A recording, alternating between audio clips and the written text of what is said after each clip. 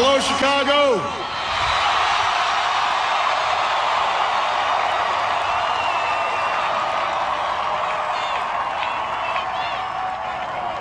If there is anyone out there who still doubts that America is a place where all things are possible, tonight is your answer.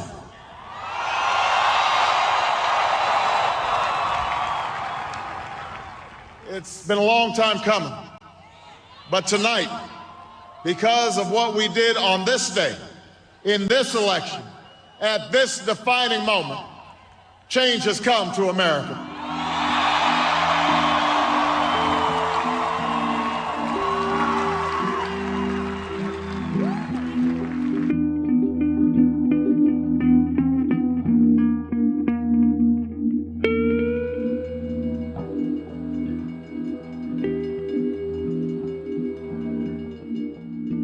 This is our moment. This is our time to put our people back to work.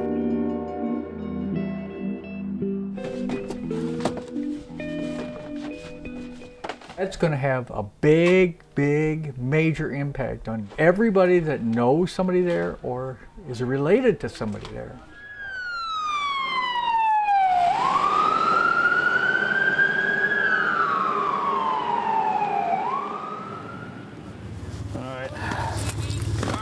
As Lincoln said to a nation far more divided than ours, no one person, and I do mean the governor, should have that kind of authority. We are not enemies, but friends. I just didn't have anybody to type the grievance, so it's an easy one. And where we are met with cynicism and doubt, we got scared. We got a little concerned about really what was going to happen. There wasn't much time. You know, you had less than 2 months to figure it out. And those who tell us that we can't, we will respond with that timeless creed that sums up the spirit of a people. And then we'll have some more discussions from there and see what happens. So, I cannot believe that somebody who has been voted in by the public is so blatant in his actions and does not give a rat's ass, pardon the language. That'd be great. Thank you, sir. Appreciate it. Yeah, go ahead. Yes, we can. Thank you. God bless you. And may God bless the United States of America.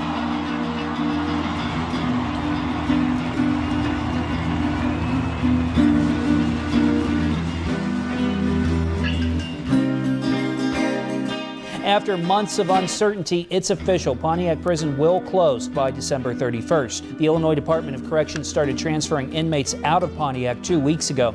Yesterday, Pontiac Mayor Scott McCoy told us he believed the transfers were the beginning of the end.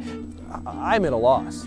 If I had the governor here, I would just kind of ask him, you know, what the hell are you doing? You've seen all the signs around town. And we're fighting to keep our prison open. Don't close Pontiac Prison. Say Pontiac! Well, everybody feels that way. But he won't even return my phone call or a fax or an email or... This is not the first time this has happened to Pontiac. When I know he's in his office in Chicago and I go and sit there, he won't even come out just to say hi. The union backed this guy the first term. State employees came out strong because his exact statements was, I will not balance the budget on the back of state employees. We have a severe overcrowding problem in the Department of Corrections. That statement lasted about 4 seconds after he took office. Closing one prison to open another one isn't going to do anything to alleviate the problem. Thompson's so far out of the way for that kind of an institution. Do we need that place opened up? Oh, without a doubt. All of these people that are permanently planted right here in town They're putting a lot of people out of work. would end up who knows where. Just because we've got a governor that's half-cocked. And there's not that much work in Pontiac the way there is. In Chief Pontiac organized 18 separate Indian tribes. It's a one-man decision, strictly the governor. There's supposed to be a system of checks and balances in our state. In the conspiracy to take down the British. He's not helping Illinois at all. Nobody's checking him. He's actually devastated what at one time was thought of as one of the best Department of Corrections in the country. The British were spreading smallpox. Just met with some staff. We'll see what it does. Couldn't get to the governor.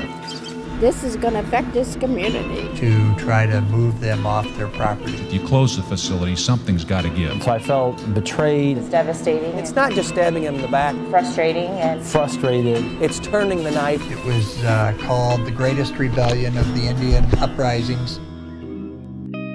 And Pontiac, Illinois was named after this Indian chief. This garbage it's asinine. Lord help us all. That's just insane. That's about all I got to say.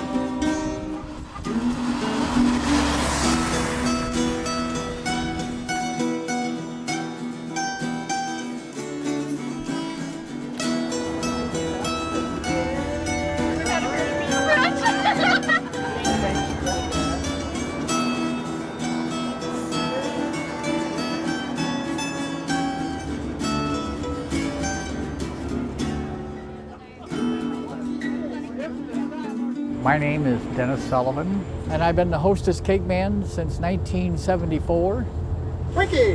Twinkies. They last forever. And I personally have delivered inside the Pontiac Correctional Center, and it's going to impact my income of my home. And I also have 2 sons that work there.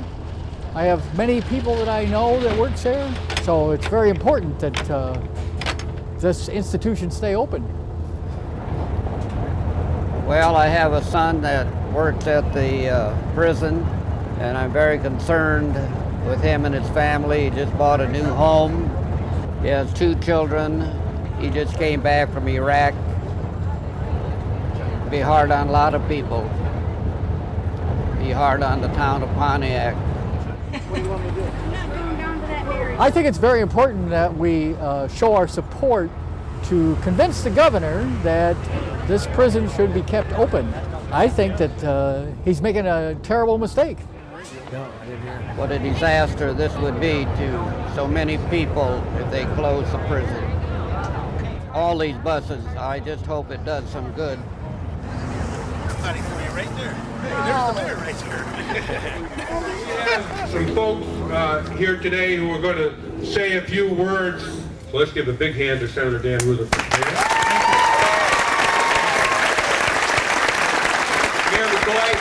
I want to thank you for your leadership and the team that we have locally there. For those of you from Livingston County that got on the buses, thank you. The vantage point of the personal stories of what's happening to these families, to these children. Economic is one thing, logic is one thing, public safety is one thing. Those are all very, very important. But when it starts to reach our children, the impact is immeasurable. But no matter what it takes, the fight continues, and we're going to get this done. So again, thank you for being here. Great to see all of you. Here's all of these. Thank you. Now, yesterday, we had some good news. In Johnson County, our union went to court seeking a temporary restraining order to prevent the transfer of inmates out of Pontiac until the issue of the health and safety of the entire prison system is settled. And that court issued a temporary restraining order, and they can no longer move inmates. I hope the governor will reconsider. December 31st isn't here yet. He's just not ruining the lives of the people of Pontiac by taking those jobs elsewhere.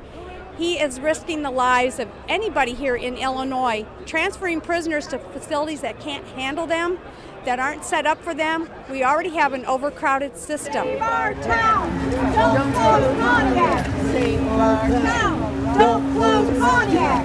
Not on our backs! Don't close Pontiac! Not on our backs! Don't close Pontiac! Not on our backs! Don't close Pontiac! Where's Rod? Now, my understanding is the governor today is in Hollywood, California, which is great for him, but doesn't do anything if we're in a crisis here. You know, the members are in session. People are working hard right now in this state, in this town, and he's somewhere else. That's very, very disappointing, but not surprising.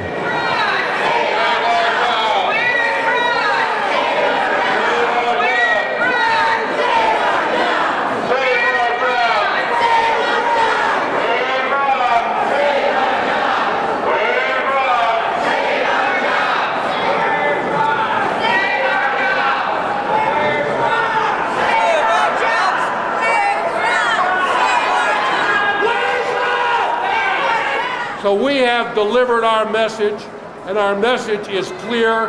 They've got to keep Pontiac open, and we are not giving up. We are not backing down. We are in this fight until the man tells us that he's going to keep Pontiac open. That's our mission.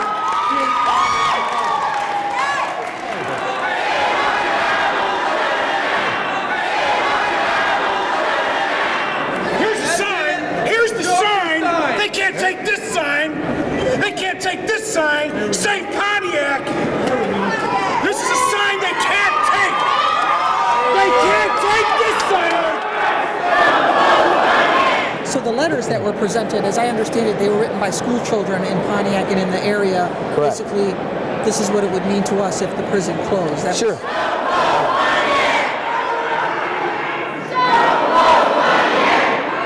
It was very peaceful. We got our message across. We were able to go right up to the governor's office and hand all those letters over. I think it got everybody's attention. It got people's attention back here at home. It got Director Walker's attention. I think it'll get the governor's attention when he returns back to Illinois. And here's what happened. If you're not paying attention to this, then you're making a horrible decision anyway. It was a very proud moment in this fight. Phone numbers to call. Okay. I'd like to thank you though for the effort that you put forth.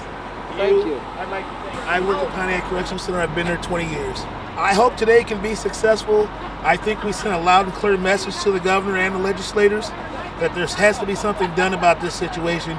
You can't just close the prison on a whim, and that's what this is. This is a whim. It is a good facility. It's in good state of repair. And there's no reason to close it. This is purely a political situation. They've been fighting since May, and they'll keep fighting if necessary.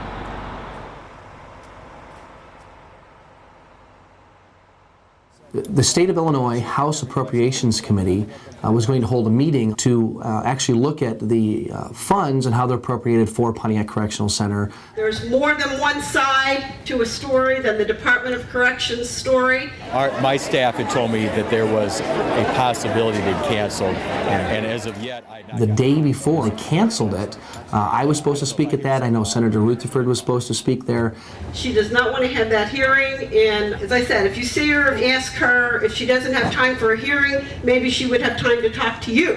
I think this committee really missed a golden opportunity to learn exactly what's going on. Okay, I'm heading to DeLong's. If anybody needs me, call somebody else.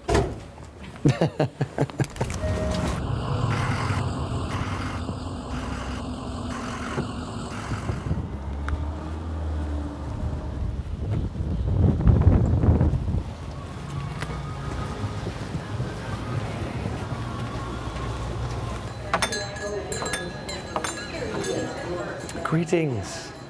Where you at, here? Yeah, it's fine. Yep. I got a call this morning from Director Walker himself. Oh my God, it's coming. We're meeting tomorrow at 11. It tears in my eyes. Yeah. This is about Blagojevich. This is about, other things. This is not about corrections. And we need to make it about corrections, and hopefully we can make something If they could make an announcement before Thanksgiving, wouldn't that be wonderful? It would be. Wouldn't it be? Oh. That would be. Oh my gosh, that'd be just That would be unreal. The other good part about this is the recidivism, the parole system. I've had more people with the IDOC parole department telling me that this is probably the most corrupt and screwed up mess that this thing's ever been in the Department of Corrections. I have the memo that says we have a problem here, and to fix this, we need to find a way of not violating paroles. Here are the options. I couldn't believe reading this. The $4 million have been spent, and I bet it would scare you to death to know what's been spent. Right. And what happened to this task force? Never materialized. See, there's supposed to be 2 weeks. That was over a month ago. Absolutely nothing. He's the one that announced it in the Chicago papers and all around here. So where's his task force at? Yeah. I feel better now than I have previously in this whole process. At first, I thought it was more of a joke. It happened before. It's politics. It's not going to happen. Wave this. Yeah, wave it in front of you, make it go away, just to kind of scare you. And then it got serious. We went through the hearings and everything else. And it all started to fall apart. Here we are 2 days away from Thanksgiving, and these families don't know what they're going to do or where they're going to go. It's hard enough being in my position in this situation, and it's got to be pretty devastating for a family and kids. And Santa's coming. Is Santa going to know where you live? What do you think the chances are of coming out with something that's anything? I wonder how open he'll be. I guess if we can buy some time, the more time we can buy, I guess the better off we are. You know, you have to take the recommendation of the person who's in the know, and Director Walker should be in the know. Let's hope. He runs the Department of Corrections. So when it comes down to it, if the governor does not take his recommendation, then it's all political, or it's all about money, or it's about something else instead of the safety of the Department of Corrections and the inmates, the people who work there in these communities. Mayor Scott McCoy here to see the director. Thank you. According to the statutes, the statutes say that the Commission on Government Forecasting and Accountability will hold a hearing on any facility closure planned by the state of Illinois. Director Roger Walker with the Department of Corrections and your entourage will ask you to begin. The best available option for the department at this time is to close Pontiac and to maximize the efficiencies by opening the Thompson site. I'm just wondering what process did you take to think that the $3 million savings of closing the Pontiac prison was more important than the savings of $39.1 million of closing the Stateville prison? It is not my fault, and I hate closing Pontiac, that the budget that got submitted to the governor was $2 billion short. Not only is this agency experiencing the fallout from that, but every other agency in the state is. He does have you have an 11 o'clock, yes. Right? Yes. Okay. All right. So I alerted everybody. Thank you very much. Okay, you're welcome. Pontiac over there. There it is, first one. Look at that, we got top billing. Got your own crew, Mayor? Sergio Molina. Sergio, nice to meet you. Nice to meet you. How are you? Let's fast forward then to April 21st. And that was a Monday when you asked the commission members to visit both Pontiac, and then we flew out to Thompson. And can you remember what you told those of us who were on the tour that day about the Pontiac facility? The Pontiac facility was a great facility. It operates well. The staff do a tremendous job. And again, I think the director pointed that out. You all gave a great dog and pony show about why Stateville ought to close. You talked a great deal about what a poor design it was, how bad the facility was, how it couldn't be rehabbed, how many problems there were at the Stateville facility. What's changed with that is my first question. Nothing has changed. Those challenges will remain there, and we understand that. Okay. I'm a little bit cynical about the reason that we're even here talking about closing Pontiac when I was told two dramatically different stories within 1 month. Please hold your public demonstrations. We all know how you feel. We all know why you're here. but those kind of displays will only prolong the hearing. Good. Just have a seat, guys. The director will be with you in a few minutes. Mike's How are you? So we like the prominent They're position for interesting Pontiac. pictures, aren't they, the way they're done? Very well done, yeah. Yeah, very well done. I grew up right across the street. Right across the Division Street. So did my father. Interesting place to grow up. It is. It is. Prison right across the street. Yeah.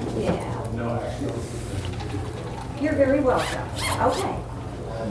They had enough here on all this area here to build Thompson. Well, I know when they were looking for locations, I think Pontiac submitted. Yeah. You know, already got the property. Of course, that's the case with a lot of these facilities. They've already got the property. All right. Yes. Director, before we see you. Okay. Come on back. Come on back. All right. Can you turn that off, please? Can you give him just a moment? Yep, with the director, I sure please? can. Absolutely.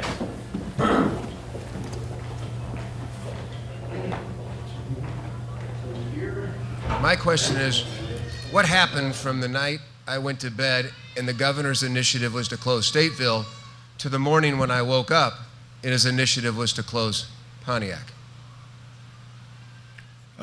As far as we were concerned, everything shifted. Obviously.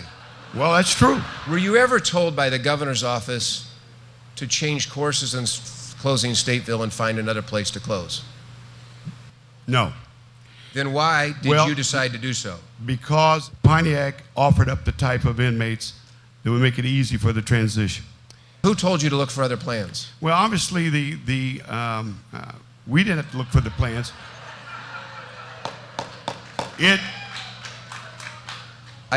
Director, I think I've gotten my answer. Okay. Let me go to another point of questioning. All right. This commission will reconvene, take a vote, and at that time then come to have finalized a report, which the time for submission is September 24th. With that, the commission now stands adjourned.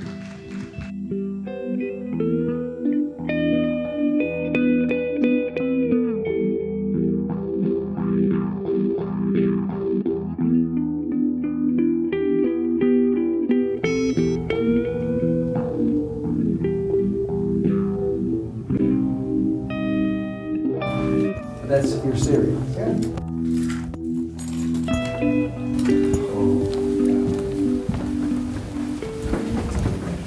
Danny, how are we? We're good. How are we? Good. Good to see you. Good to see you. Good to see you. Just had a nice little meeting with Director Walker for 2 hours. Yeah. We talk about Thompson ceiling falling there. That's what I just got. He texted me. I didn't get it while we're in there, but was it in minimum? Yeah. A whole wing, but I guess the rest of the ceilings are sagging too. Wow. For Thompson's not so good. For us, it's good. This could be the godsend that we've been hoping for. I think the planets are finally lining up in our favor. You know, I basically told Walker, I said, you know, this is wrong. You know, we know what's going on here. This is a bunch of crap. He said, it is. He was forced to do it. He admitted it. No offense, because you seem like a nice guy, but we're coming after you because I'm letting you know if you're not going to help us, we have to help ourselves. And we've done it nice, and we've gone through the channels, we've done the political stuff, and we did all that stuff that we could, and we're down to the end. This is the only thing that's left, and you're forcing us. Yeah, and 2 judges already ruled with us. Yeah.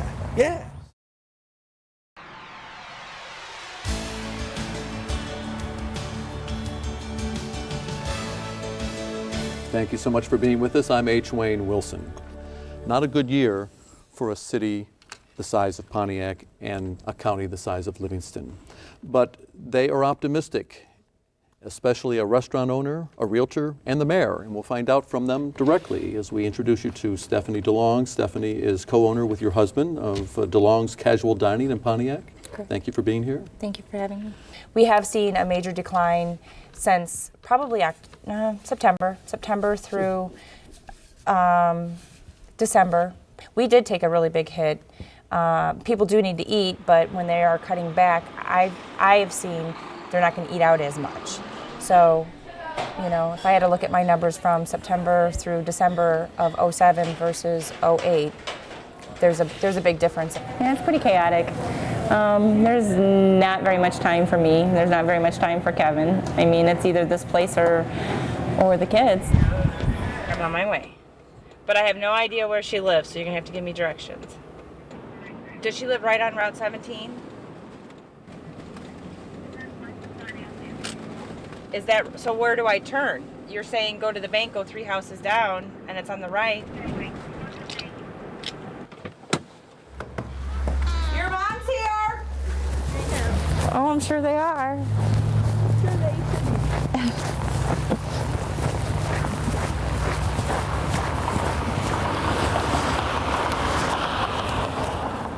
Mom, hi, it's Steph. Hey, I have to go to Peoria tomorrow to tape a talk show on the prison, and it's in Peoria, so obviously I want to go see Grandpa, and I didn't know if you were going to see him. I have one last question for Stephanie.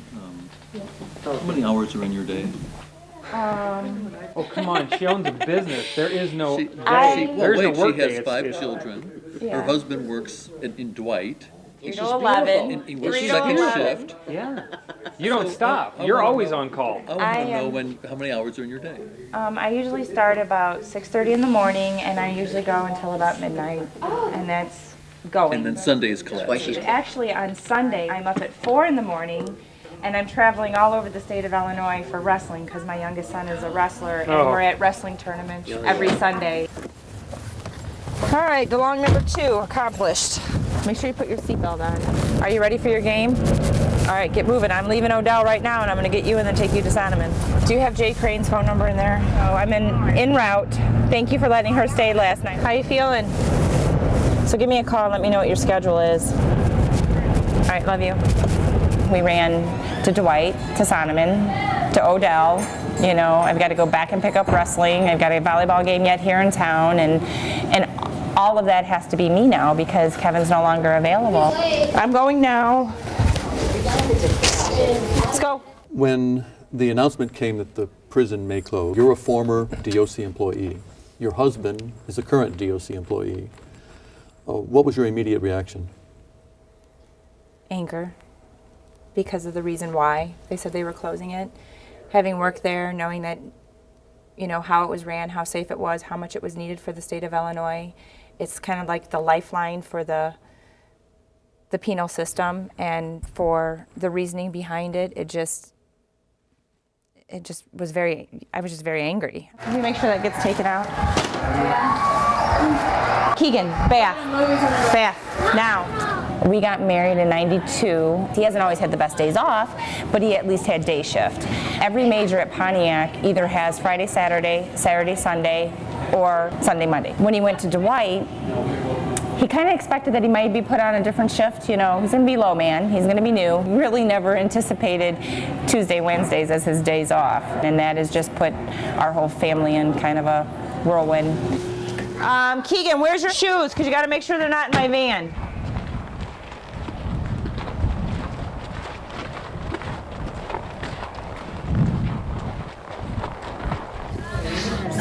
Back.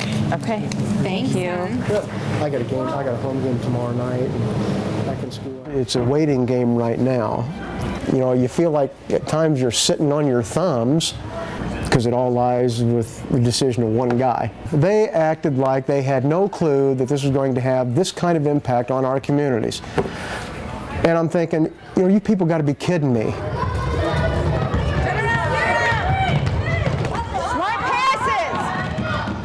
Prisons, since the beginning of time, as far as I can tell, have been nothing but political pawns, I guess, you know, in the big political game.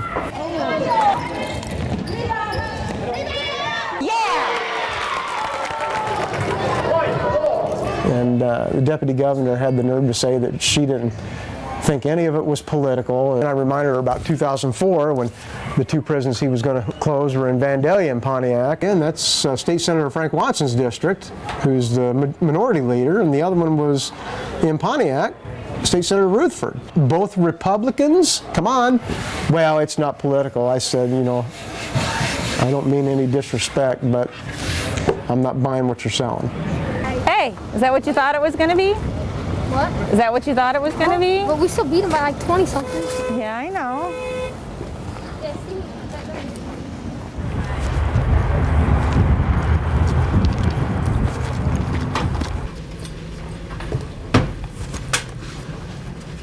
You used to work for DOC? Correct. And your husband still does, and Dwight? Dwight now. And you were both at Pontiac? Correct. There's a 10-second open. I'll set the stage for 15 or 20 seconds. There's no logic based into this decision by the governor. The governor is simply doing it for some other reason. And it's either personal or it's politics or it's both. And that really kind of clearly came out of the COGFA hearing. Busloads of inmates were leaving Pontiac, so it was looking pretty, you know, it was a big black cloud. I felt in September. We had construction, we had gas prices at $4 a gallon, we had the bailout, we had the inmates moving, we had, you know, I mean, there was 5 major things in September and October that hit us pretty hard. There was rumor that they were going to do this back in 2004. Correct. And Senator Rutherford fought for a bill, the State Closure Act. There's a name for it. Facility Closure Act. Facility Closure Act. Maybe not knowing in 2004 that we were going to be doing this in 2008, but if we didn't have that, how devastating it could have been that this could have just been, Pontiac could have been wiped out in June. Join us then for another discussion on At Issue. We have to look friendly for a few minutes.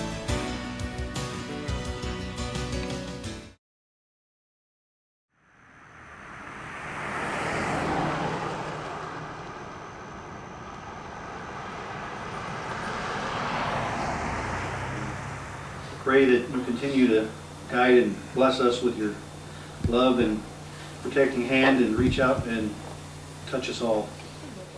And with me, they're going to force me into retirement a year earlier than I wanted to.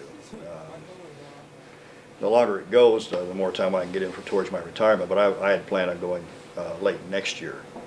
And rather than take a spot somewhere where one of my fellow lieutenants who has children can stay closer to home, I'm not going to do that. I'll just go ahead and retire. Every time we get started on proposals, they get called to the director's office because of Thompson. That's when they heard about the ceilings. Can you imagine what the inmates must have thought? The way the doors are set up, when you're holding a convict and you gotta throw them in the door and shut the door, you cannot do that up there. You have to wait. It's a 3-second airlock. You don't have 3 seconds. No, you don't have 3 seconds. And it's like 1, 2, 3. You know what can happen in 3 seconds? It's not gonna work. So they got a lot of tweaking to do in that place. Well, water and electric's not working inside. What? When they move those convicts in off MSU, no electric, no water. All I have is heat. Well, if I got to go to Thompson, I'm spending my money over in Iowa. Everything's cheaper over there. And the way I'm being treated in my own state, why should I spend my money here? They're all set up. They got power off the postal diggers. Moving any more of your 40 prisoners out of Yeah, yesterday they put another restraining order on it. Now it goes to January 5th. Yeah, I heard that. Oh, I read it in the Pantagraph this morning. Where's that Tasha and Dion at? I'm going to call him right now. Hi, Dion.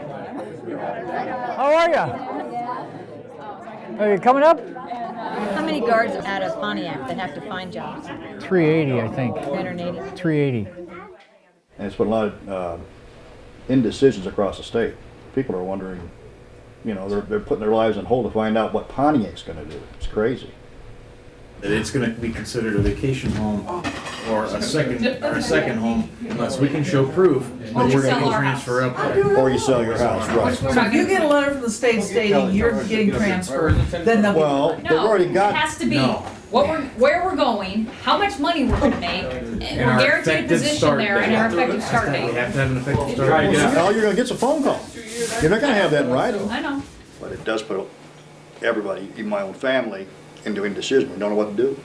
And the other one was a parole violator. He scratched his head, couldn't figure out why he got stopped. He only doing 90 mile an hour coming home. He didn't even know he had a warrant out on him. So he says, I don't understand. Last night I went down to there, 100 mile an hour. I never seen a cop. Used to be if somebody had a bad drug drop, they were violated, they were locked back up, they had to do more of their time off their parole, locked up behind the wall. So that's not happening anymore. Our parole agents are not given the authority to really bring them in like they should be. So of course the recidivism looks better. That's not the truth. Ask them to explain this absolute miracle in the state of Illinois of how you reduce recidivism in these drastic numbers. It's not possible. This is the dirty secret behind the Pontiac prison closure. As you look at 2004, this is really remarkable. It drops from almost 2,000 in the previous year down to 500 In 2005, it goes down to about 350 on average. This year, we're hovering right at 100. What the governor is doing, what Director Walker are doing, in reality, is putting people back in the streets and housing them there because they don't want to house them in the prisons. The murder toll in Chicago now, for this year, exceeds the death toll in Iraq. And we're letting people go. The bottom one. The bottom one. Dion! Dude, how are you? Hi, Dion.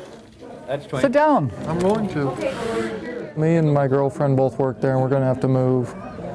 My brother works there as well, but he's going to make the drive every day to Joliet. I've actually been approved to go to Taylorville, which is about 2 hours south of here.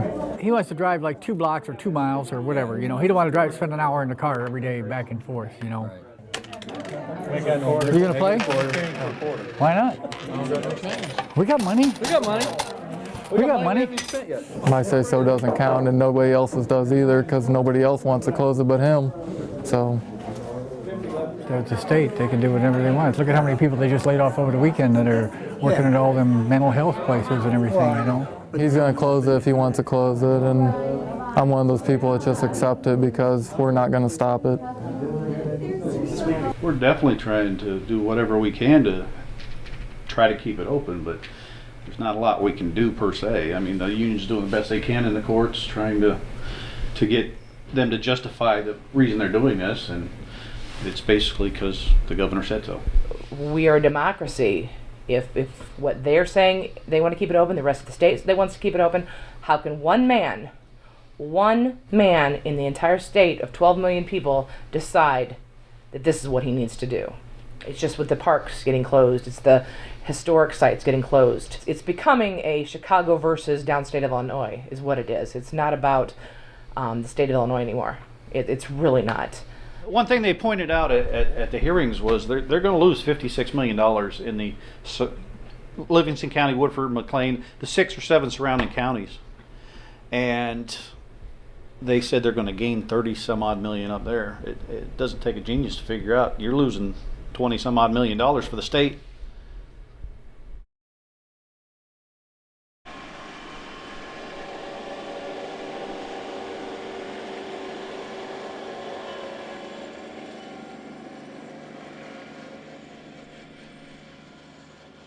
I've delivered here every week, week in, week out for 37 odd years, 38 odd years, you know. So let's face it, I mean, that when you stop doing something that you've been doing for that long a time, it's devastating, you know. And I'm not ready to retire, and I'm not ready to quit, and I'm not ready to stop delivering here, and I want to see the place stay open. As recently as Monday, Blagojevich shrugged off reports he'd been wiretapped. I don't care whether you tape me privately or publicly. I can tell you that whatever I say is always lawful, and the things I'm interested in doing are always lawful. I think there's nothing but sunshine hanging over me. Let me answer that. Your question is, and by the way, I should say, if anybody wants to tape my conversations, go right ahead. Feel free to do it, you know, and I appreciate it. If you want to tape my conversations, give me a heads up and let me know. The allegations come less than 24 hours after denying any wrongdoing. Blagojevich gets busted. Read all about it. Federal attorneys called it a political corruption crime spree. Illinois Governor Rod Blagojevich accused of auctioning Barack Obama's Senate seat to the highest bidder. It's a very sad day for Illinois government. Governor Blagojevich has taken us to a truly new low. The conduct would make Lincoln roll over in his grave. Prosecutors say Blagojevich also threatened to pull millions in state funds from a children's hospital unless its CEO made a $50,000 campaign contribution. He's also accused of targeting the editorial board of the Chicago Tribune for writing critical stories about him. Governor's words, quote, fire all those bleeping people, get them the bleep out of there, and get us some editorial support. This wiretap, I can tell you from the FBI agents that participated in this wiretap investigation, were thoroughly disgusted and revolted by what they heard. And I think even the most cynical agents in our office were shocked. He called Obama a mother bleep. What an idiot. I've got this thing, and it's bleeping golden. And I'm just not giving it up for bleeping nothing. Tuesday afternoon, the president-elect reacted to the arrests. It's a sad day for Illinois. Beyond that, I don't think it's appropriate to comment. Yeah, it sounds pretty far-fetched. When I first heard it, I didn't think it was true. I thought they were telling me a joke or something, but... Yeah, I thought you were texting me a joke. Yeah. It's pretty incredible. Your class started to cheer? Yeah. Now it's coming out that it looks like there's something in it for him. I'll bet there's something here too. That's why we beat against this wall. It wasn't moving because there's something else that we weren't aware of in play. Yes, I'm excited too. It's put a smile on my face, but you know. It doesn't guarantee us. It doesn't save the prison, but it does open up opportunity. Does Pat Quinn take over? If so, you know, do we have a friend there for the prison? I think there's some really fantastic possibilities.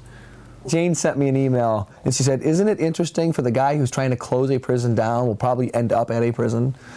So it's going to be another long day. And then the city Christmas party tomorrow night.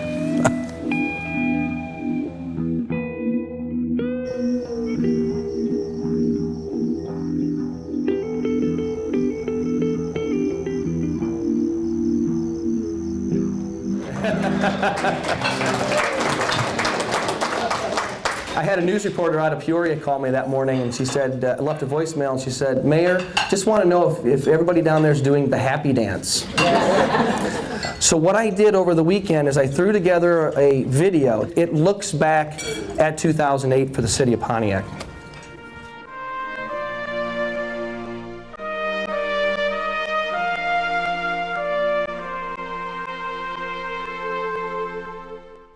2008 has been kind of a rough year for the city of Pontiac. This year we've had the flood, we've had the river rescue, we've had the closing of the prison. This year was the 30th anniversary of the riots of the prison, the jail fire. We've had the explosion at the Bungie elevator. We've had the passing of Lieutenant Murphy. We've had tornadoes. We've had an earthquake. We've had the deployment of our troops. We've had a train derailment. I mean, there's been a lot of things that have happened this year. It's being called a political crime spree. The governor of Illinois arrested on federal corruption charges.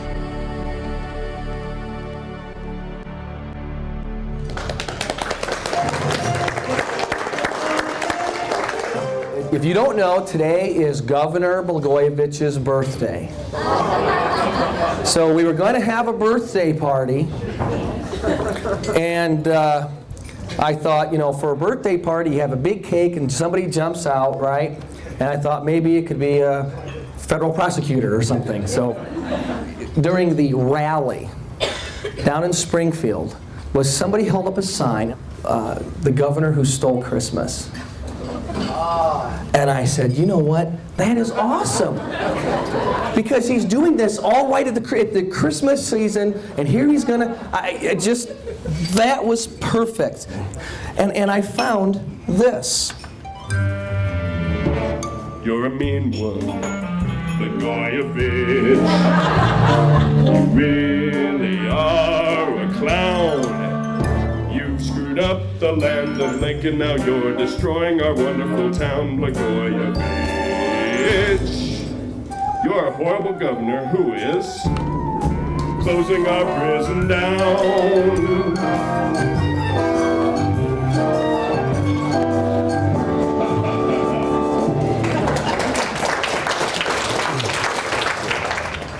So to help us get through, I said, what am I going to do? This is my last year. I'm not running again. I'm not going to run for a second term. So how do I close out my 4 years? I need to hand out some mayoral pardons. Last year, he knocked over a mailbox and removed it with his snowplow. So here, I'm relieving you of those. Thank you very much. Okay. So this is awarded for your bravery in attempting to rescue an individual from the river during the flood. Thanks. Good job. Thank you. This one is, it actually says Governor Blagojevich on it. Yeah, right.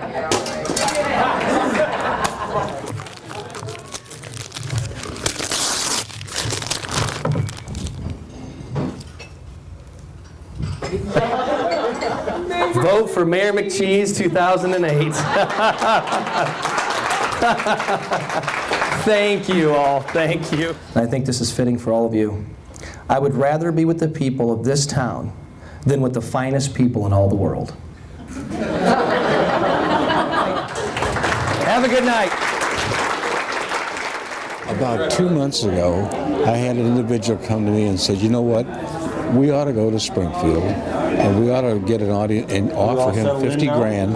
No, seriously, this guy was very serious. And I said, no, you can't do that. This guy would, you know what, he probably would have. He had the right idea. Yeah, he probably would have. You're not got a good job. Bill, thank you very much. He's done a hell of a job, hasn't he? It's been a good job. Yep. Yes, you have. There's been a lot of trials and tribulations this year. That's right. Yeah.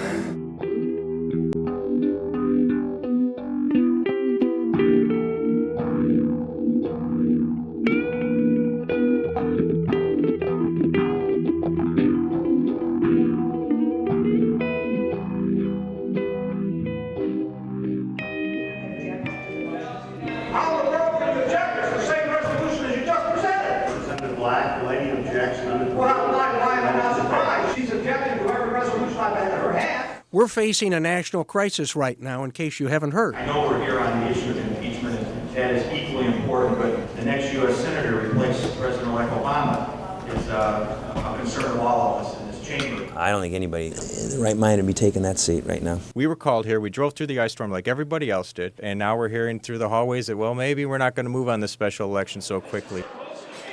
All in favor, vote aye. Opposed, nay. The voting is open. They have to start a probable cause, if you will, for impeachment. On this question, there are 113 voting yes and none voting no, and the resolution is adopted. There's going to be 12 Democrats and 9 Republicans on the committee, and that means that the Republicans won't have too much say in who's subpoenaed. They won't be able to get the majority they need in order to subpoena people on their own. The committee is planning to be here in Springfield, working out of room 114, look at the evidence that is available, and spend whatever time it takes to get the job done. I think everybody wants to get to the bottom of all of these questions, all of these charges, all of these suspicions roiling about the head of the governor. I don't think there is one among us who doesn't recognize the tremendous burden this is on the 13 million people of this state. This will be fair, expeditious, and thorough. I'm glad that there's an opportunity at least that presents the fact that they might have a second opportunity in keeping Pontiac open. On the other hand, it's going to leave them in limbo, I think, for even a more lengthy period of time, given the set of circumstances that we find ourselves in right now.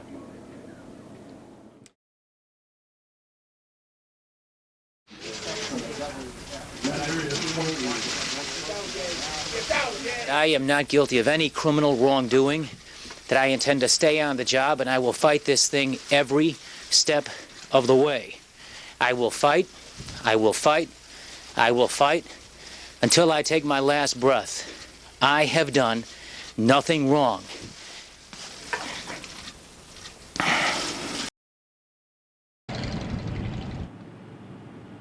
You hear anything on what Rutherford had to say? Nope, I didn't. I tried to catch it this morning. I didn't even know what time was it, 9:30? I don't know, what they're supposed to replay it, weren't they? Well, I didn't. I was working in the cell house all, Oh, I was too. I had South House today. So if there's anybody out there in the upper areas of the Department of Corrections, and particularly in the office of the governor, now knowing that their governor and the chief of staff, John Harris, has been arrested for conspiracy, that I would think that now's the best time that they come forward and put those additional pieces out on the table. My sense is what we saw happen in that arrest is only the beginning. We're at the point now that the governor has the decision to do this. It's tied up in the court system. And as of right now, he cannot close Pontiac Prison until they resolve at least a couple of legal issues. And I hope that eventually either this governor will say closing Pontiac's not in the best interest of public safety, or if he is replaced, his successor will do the same thing. They need to know. Do you have any indication that Roger Walker or anyone else will actually step forward and give information? I have no idea if they will or not, but there's the phone number.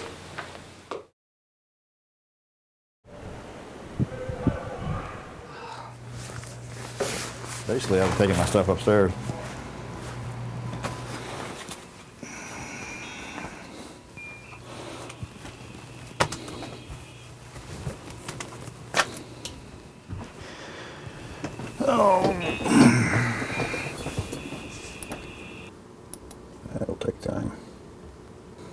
locked up. I was expecting something from Pluter. Huh? I don't know. He said he was going to send us something.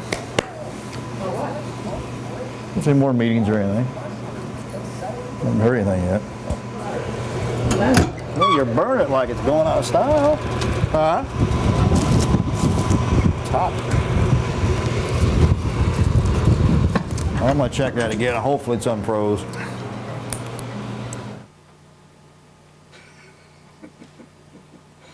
That's good.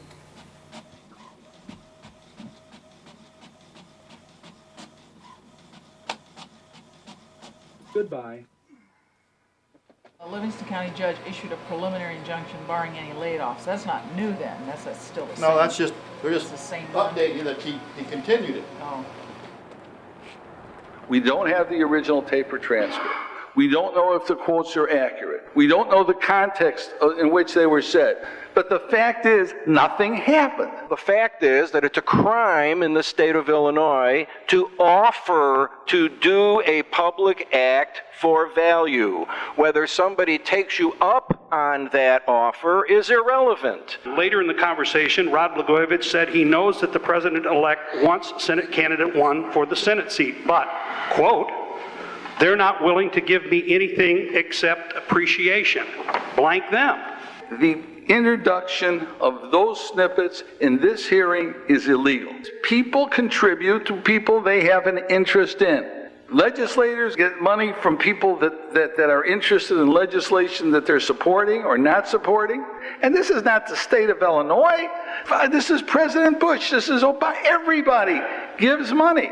The issue is whether there's a quid pro quo. It's as simple as that. Mr. Jensen, with all due respect, your attempts to turn this into a courtroom have been subtle at times, they've been overt at times. The fact of the matter is, this committee doesn't exist to determine whether or not the criminal complaint is valid. We exist to decide whether or not the person who has made these statements is competent and fit to govern the people of the state of Illinois. This is an impeachment proceeding, and I think you know that. Anyone here going to stick up for the governor, or do we have these people who have to, or is it one after another? I mean, this is the impartial panel that we all swore to. We would be happy to have the governor stand up for himself and come to this committee. I ask all of you not to impeach in this case. Thank you, Mr. Jensen. So it would be the intention of the committee chair to ask that the committee stand in recess to the call of the chair. Thank you very much. Merry Christmas, Happy Holidays, Happy New Year. Feliz Navidad y Prospero Año Nuevo. The people of Illinois are entitled to have 2 United States senators represent them in Washington, D.C. As governor, I am required to make this appointment. This man actually once was an opponent of mine for governor. So I'm here today to announce that I am appointing Roland Burris as the next United States Senator from Illinois. Please don't allow the allegations against me to taint this good and honest man.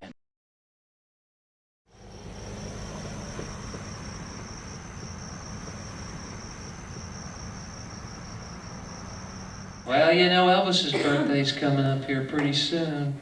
Huh? Next Wednesday. Where's our Elvis fans out there? Huh?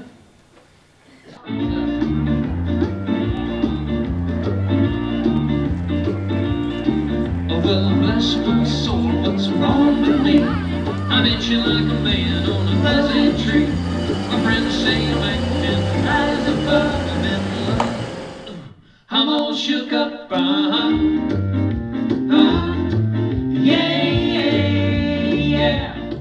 We're in Pontiac, Illinois. Huh? I said, we're in Pontiac. No kidding, no kidding. He said, beautiful women came from Pontiac. Yeah, both of them went out of town last night. Oh, you're going to start causing problems. I'm all shook up,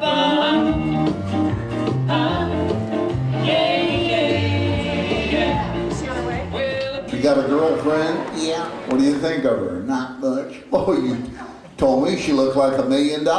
Yeah, green and wrinkled. I'm all shook up,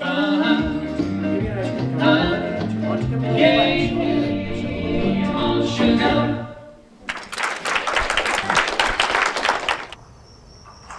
Of course, this was the original date the governor set for the closure of the prison. Not a date we were necessarily looking forward to.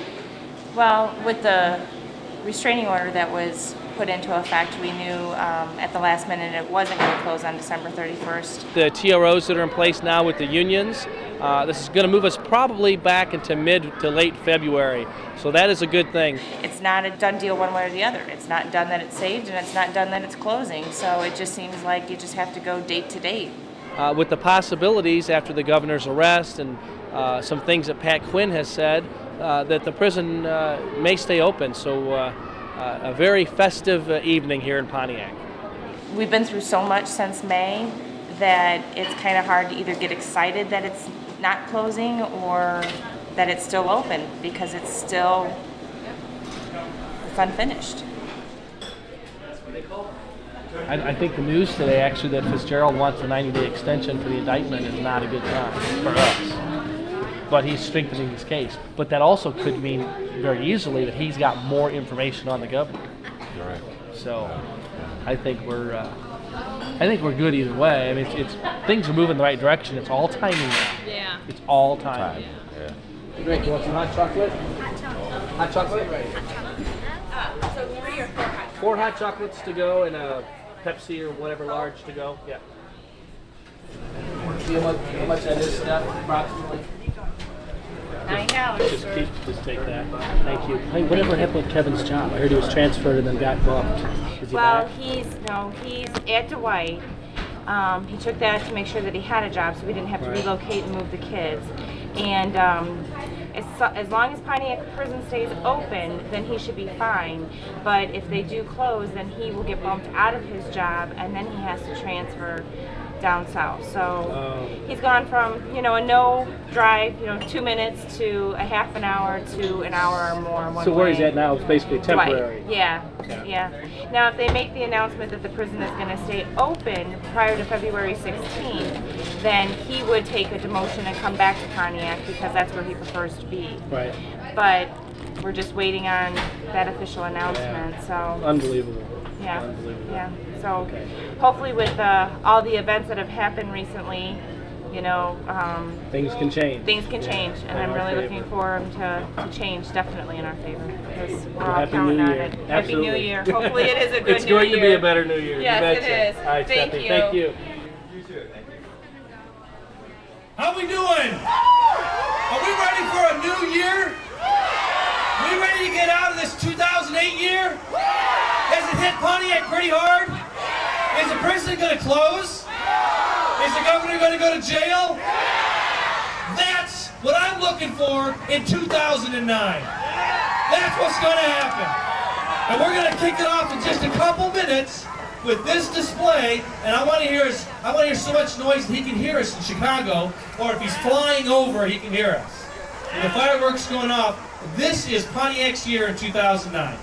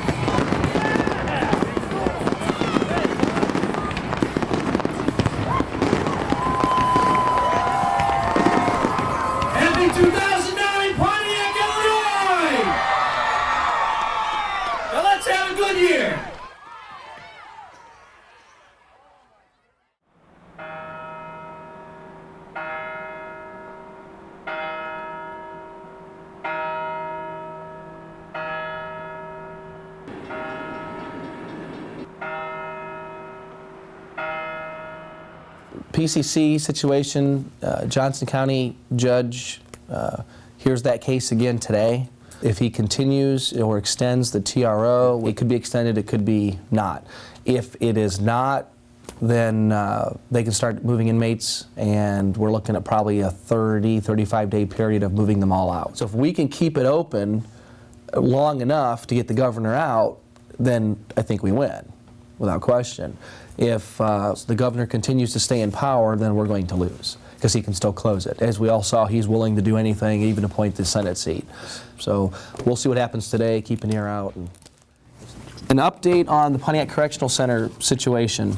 With the TROs, the temporary restraining orders that are essentially stopping the inmate movement and most of the guard transfer movements for a closure, those TROs remain in place as the hearing was essentially just postponed indefinitely today, and that could potentially push it off another 30, 60, 90 days. Who knows what's going to go on. The way I read this in what the state is doing and saying and how they're acting is they're a little bit more in a coast mode, which I think is good. They're kind of idling, they're coasting, they're waiting to see what happens, and I don't think there's any question it's because of what happened with the governor. Because this is a one-man job, one-man push to close the prison, they don't know if that boss is going to be there in a handful of weeks or a month or two. So DOC's taken a little bit more laxed position. I think that's very good for our position.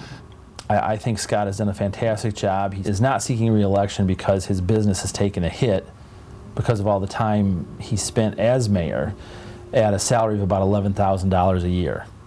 Are there any items to be removed for further discussion? And if not, is there a motion? Okay, I have a motion from Myers, a second from Stalter.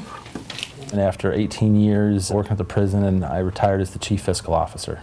They were trying to, in my opinion, eliminate any manager that had been promoted under the in corrections under the Republicans. I was threatened with being laid off with a wife who was terminally ill from cancer at the time.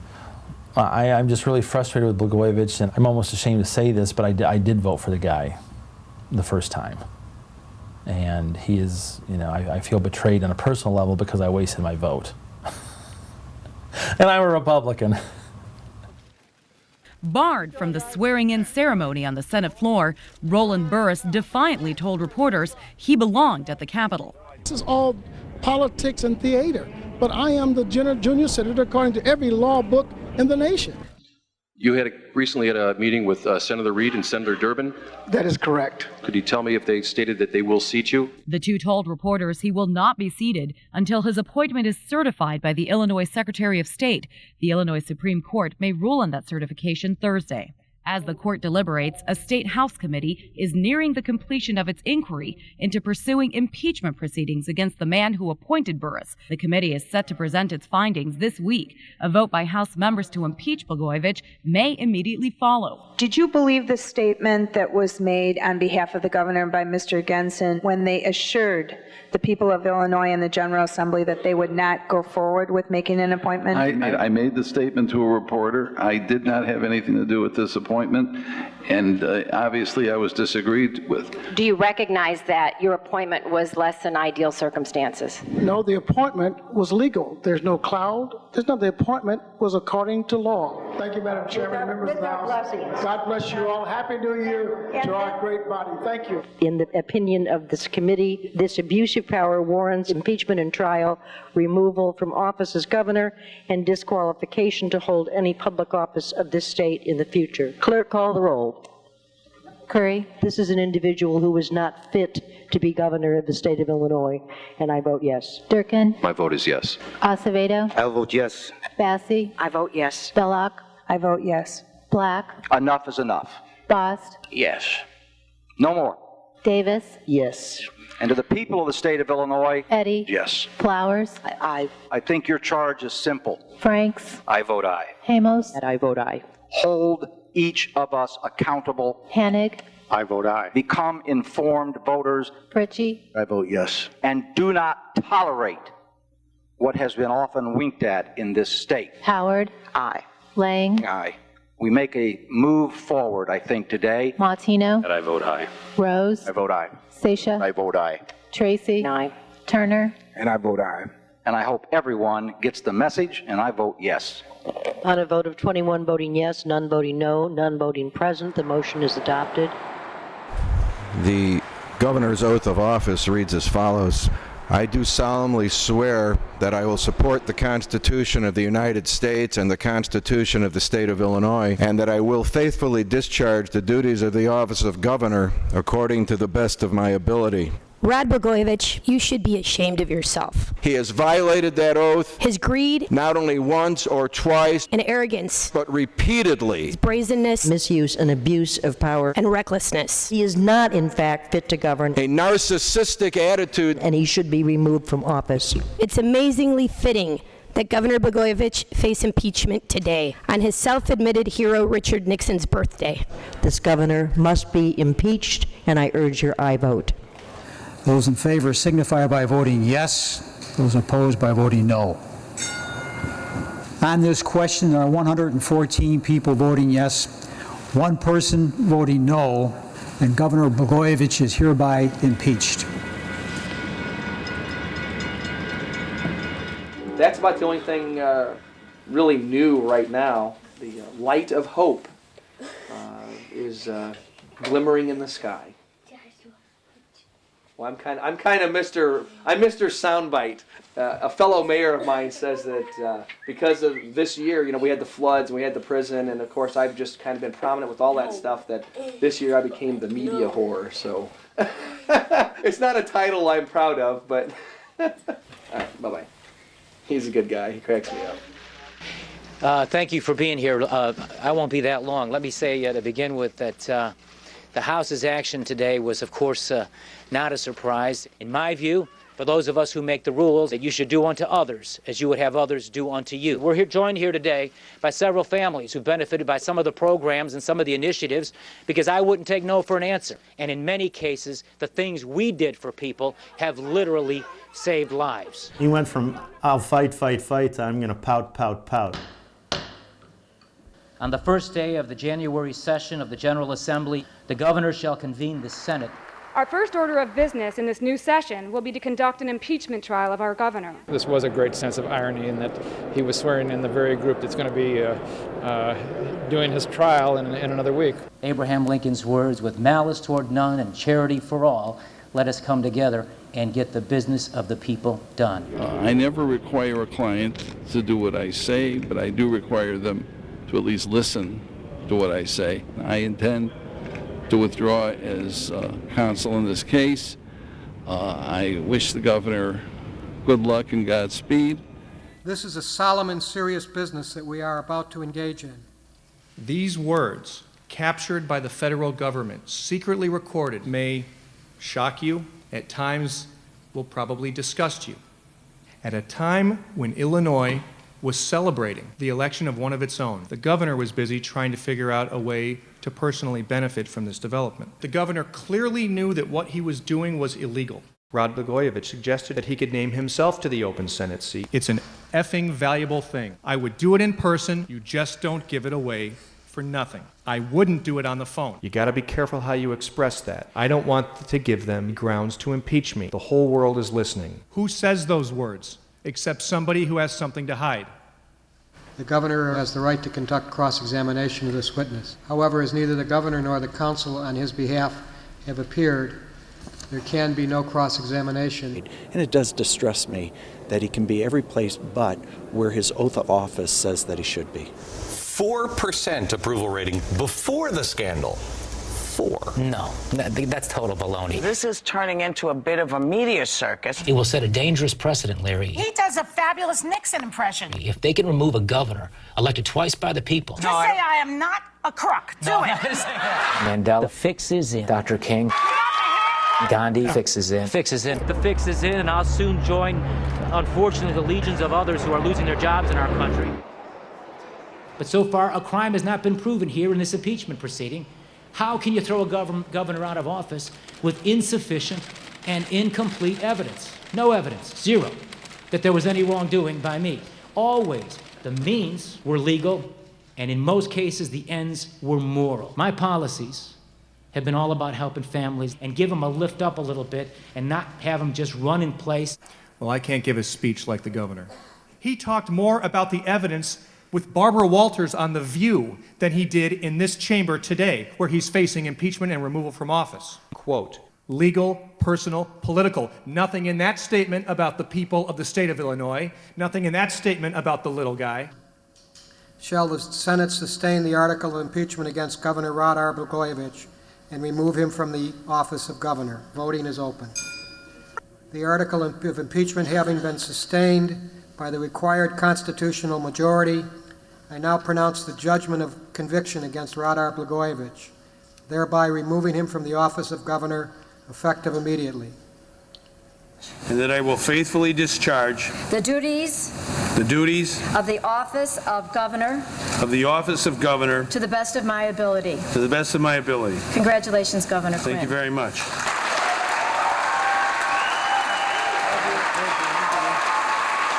It's a very great honor to be here in the People's House in our state capitol. I thank everyone for being here. And I want to say to the people of Illinois, the ordeal is over. What are you planning to do, if anything, about the Pontiac prison situation? I'm going to review the whole thing. I'm going to look at it from top to bottom. We'll make a decision with deliberate speed. I think the workers there are entitled to know where they stand, and we'll get that done as quickly as possible.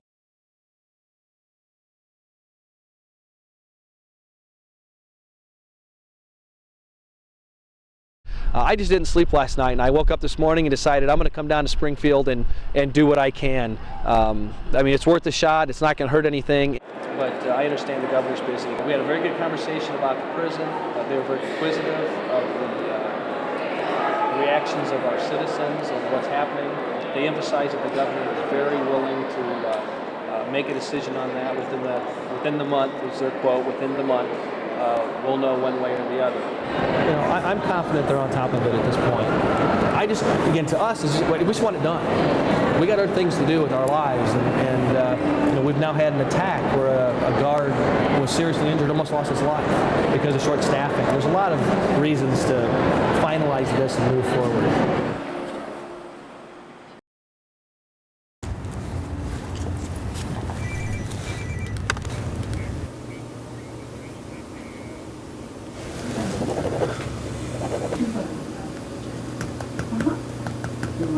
Yeah! Sorry, Brian. He was screaming into his microphone. Yay! Happy dance! We are extremely excited. I just did the happy dance. I mean, it was driving me nuts for a couple hours as I'm trying to make police calls, and we're all trying to get some information to confirm it. I felt like a kid on Christmas morning waiting for my parents to get up and come down to let me start opening presents. And then as soon as we got the word, my phone has not stopped ringing since. So I think down the road, maybe 10 or 20 years from now, that we're going to be looking at this possibly again. But right now, it's just not the right thing to do. If we want to track down the AFSCME president, you know where he'd be? Danny, he's probably working today. But their office should be open. Do you know where their office is? This is going to be a good day. A lot of people think over this. Ain't that the truth? Not just a handful, a ton. A ton. And you are the leader. No. Nope, it was a community effort. I was just elated, and so I just was leaving the grocery store in Dwight, and I had to go to the Casey store, which is just around the corner. And I got over to the Casey store, and I thought, I gotta call Brian. So that was the first thing I did, was I called you. The mayor. I mean, the mayor. Oh, he always had a fire going on this deal. Oh, yes, he did. Yes, he did. I'll bet I haven't talked to him today. Yeah. But I'll bet you he is on cloud nine. There's no doubt in my mind. Yeah, he never left a rock to be unturned, did he? Nope. And if it couldn't be turned over, he'd throw it. All of the jobs that were here that were going to be transferred out, that will help me also, because those people will go down to the grocery store, they'll buy donuts, they'll buy Twinkies, they'll buy cupcakes, and I'm going to live happily ever after. Thank you. See ya. All right.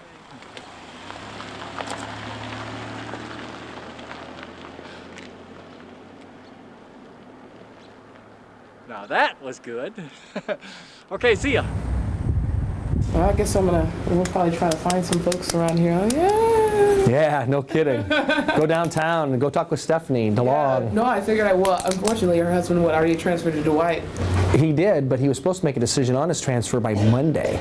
Actually, he needs to make that decision by today, because I think if he decides to go back to Pontiac, he has to report there on Monday, because that's the actual day that he would be certified in his current position, so he can't work one day longer. It's something between the two unions, so we're trying to figure out the details if he gets to come back to Pontiac. I'm hoping that he can. I just kind of want our lives to get back to normal. Absolutely. If there's anything I wanted to get done, it was this before I left office. The big reason that I'm leaving office is because I wanted to be in this fight to win it. And I didn't want anybody taking anything that I said or did and saying it was a political stunt or a political move or I'm just trying to make a name for myself. The second reason is because last year with the flood, I went into a full-time mode for our community. And then we had the prison fight, and I stayed in full-time mode with that.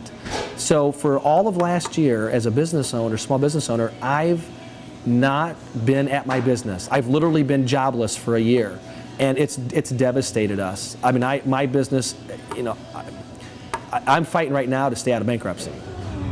Well, I just feel sometimes it's like I can't think anymore. It's just so many emotions. There are so many emotions. I mean, we've gone from, at the beginning it was an emotional roller coaster, and you're just scared, and then you're mad, and then you're disgusted, and then you're pissed off, and then you're hopeful, and then you're even more pissed off, to devastation, to depression, to, now it's like, I just feel, I'm exhausted. I'm happy, but I'm exhausted. Anybody know the high school's phone number? 611. Thank you.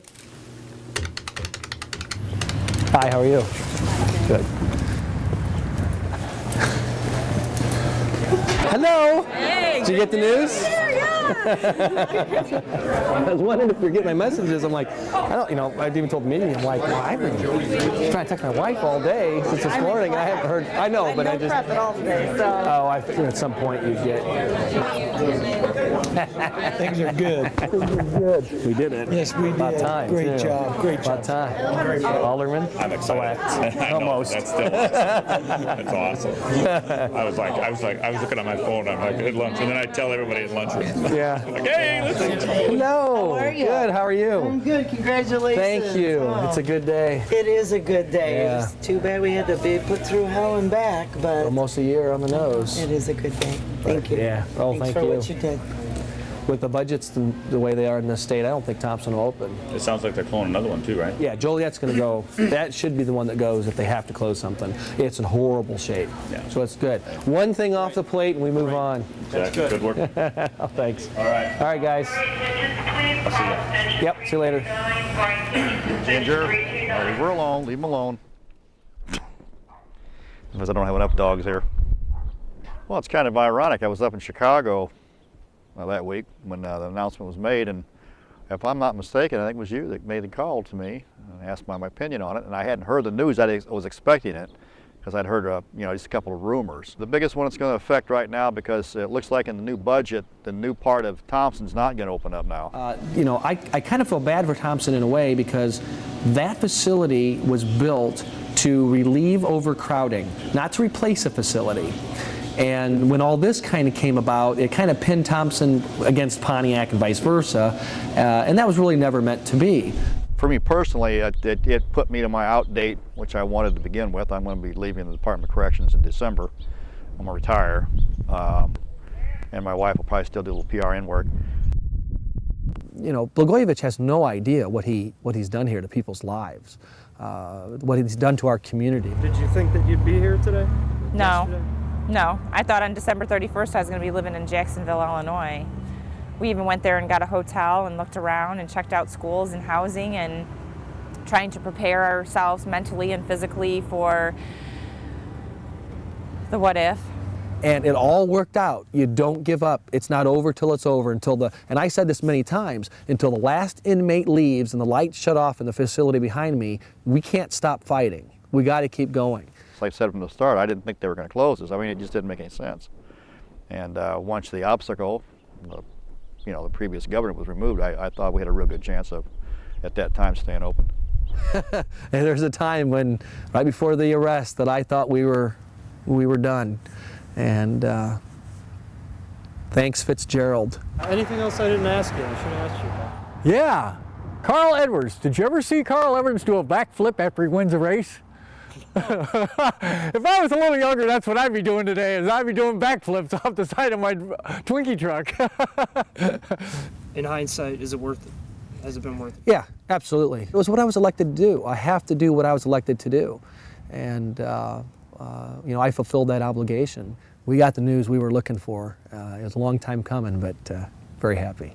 There were a lot of people involved with this who did a lot of different things for a long time, and we all did it together. Okay, thank you. All right, bye-bye. If anybody needs me, I quit. You've served. I'm done. For the day. And maybe tomorrow. If I come in tomorrow morning in a drunken stupor, That'll be the day. Have a good afternoon. Thank you, Governor. Governor? Yeah. Mayor McCoy. Oh, good. I want to thank you personally for everything you've done for our did a community. nice job. Yeah, So- we worked very hard reviewing everything. You did a good job, and people of Pontiac deserve a lot of credit. We're very hopeful we can get our economic situation in order in the whole state. Absolutely. We didn't want to aggravate it by having a lot of people lose Right. their jobs. Right. We appreciate everything that you've done. Since I've been governor, 12 soldiers have been killed in action. Oh, my. Yeah, 3 funerals, one tomorrow, Saturday and Sunday. Is that why the flags are at half-staff in the city? But the 3 young men who were killed in Afghanistan were all friends. They were roadside bombed.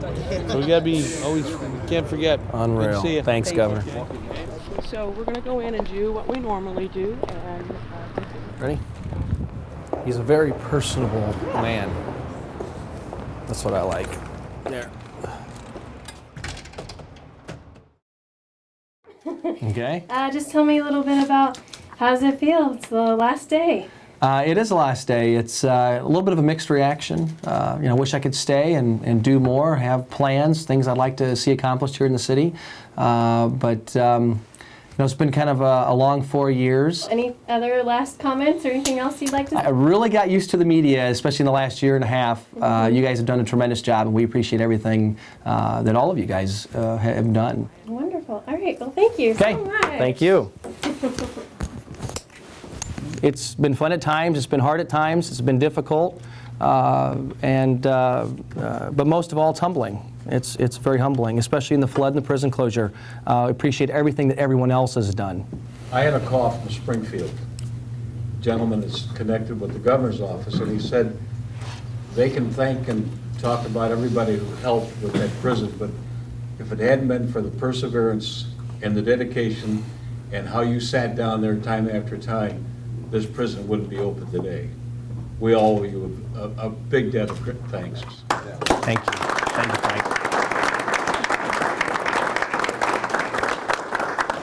When I got here, the best people were already in place. And they accepted me and worked with me. And that's what the best people do. And this group of individuals deserve the credit for what appears to be somewhat of my success. So the credit and my thank you goes to all of those people. So we did it all together. And that I will faithfully discharge the duties of the office of mayor to the best of my ability. Faithfully discharge the office of mayor to the best of my ability. Congratulations. Oh, she got it. Thanks. Congratulations now. Okay, thank you very much. That's wonderful. See you later. See you later.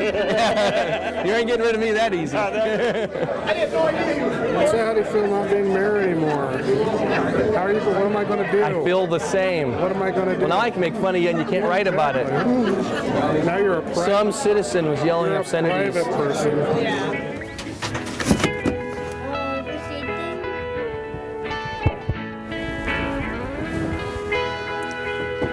Weird, isn't it?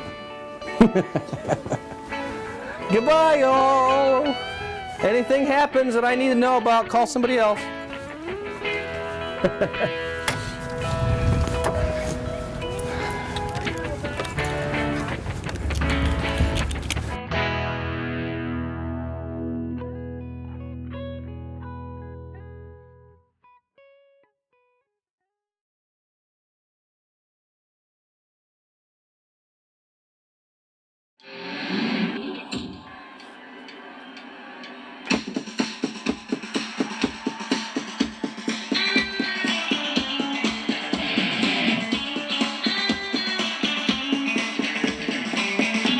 It's going to hurt the Frito-Lay guy, it's going to hurt the butternut guy, it's going to hurt everybody, you know?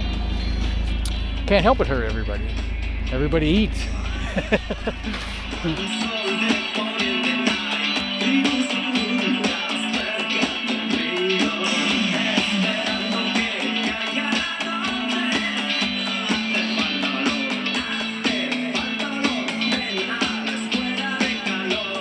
He kept saying all the time, have Rutherford show me the money, show me the money. Well, now you wonder what money he wanted.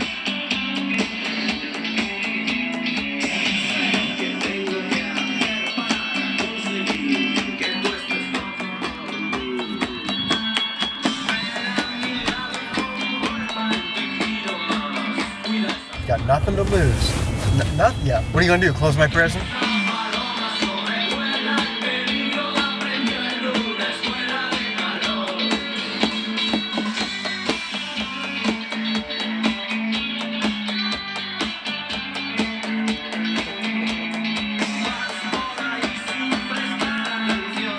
It's a tough job. I mean, I've had everything imaginable thrown on me over the years, but I've learned to deal with it.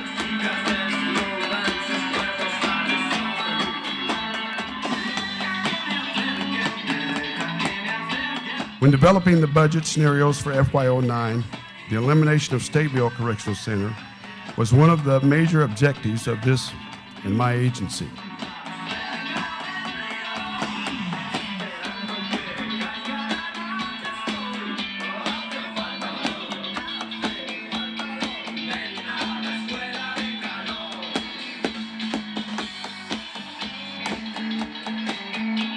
That's what my story is. It's a Frank Capra movie. The only difference is some of the language and some of those calls that people were listening to, you wouldn't hear in a movie in the 1930s.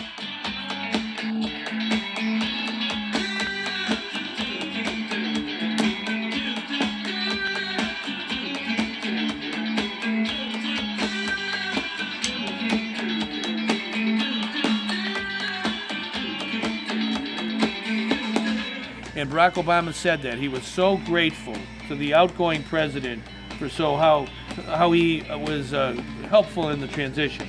I didn't have that.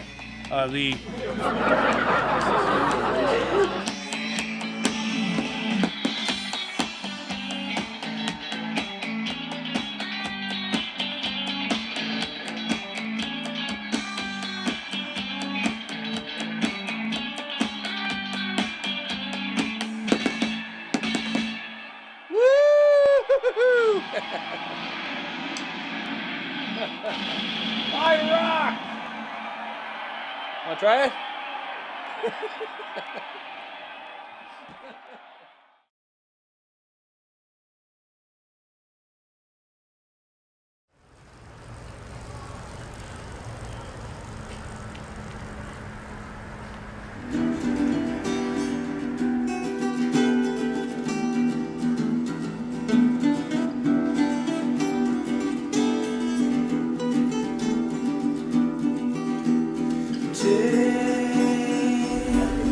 No time for stars.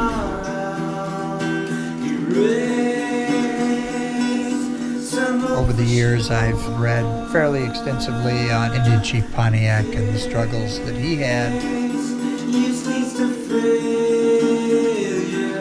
He was born in 1720 and had a history of being a great Indian chief, the greatest Indian chief of all time.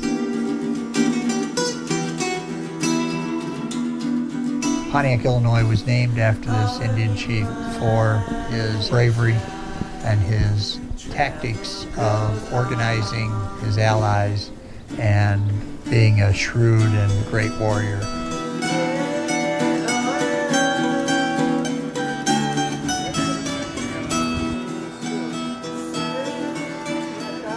Dave, how are you?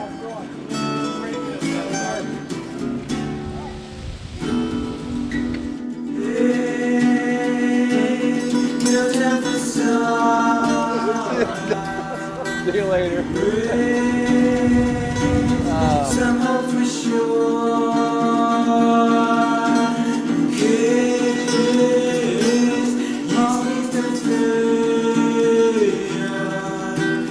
Travel safe home.